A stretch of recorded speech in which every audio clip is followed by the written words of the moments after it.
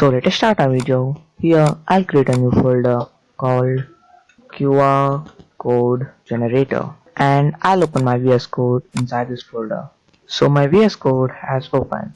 Here I'll create a new terminal to install my module. So in this video I'm going to use a module called QR code. So I'll search QR code in pypi.org website, which is the package manager of Python. So I'll open the first module and here we get the documentation of QR code module. So I'll copy this code and run it inside my terminal.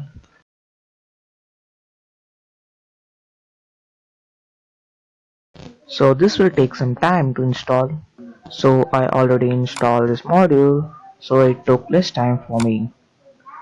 And now our module has successfully created. Here I'll create a new Python file. So you should always remember that we should not use the module name as a Python file name. Such as now I'm using a module called QR code, which means you can't create a file called qrcode.py.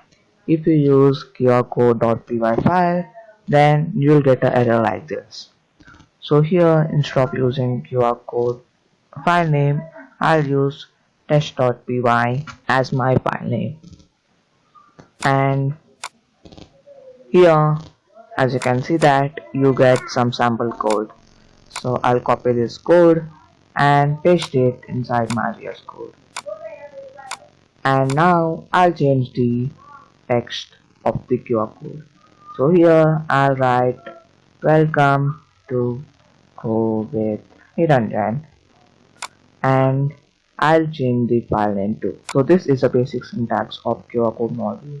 So this line is used to import the module. So this line is used to generate the text that is need to be displayed while scanning the QR code. And this last line is used to save the file. So here you can use any image extension such as PNG or JPG. So here I'll use some file name called img.png. And now if I run this code, as you can see that you get an image here. So this is a simple QR code which is generated using QR code module. So if you need to know what is inside the QR code or scan the QR code, you can open any QR code scanner. Such as I have searched for a QR code reader online, I got some results. So I use the first website and here this website asks you for camera access. So just block it, as we are not going to use any camera here, we are using our local file.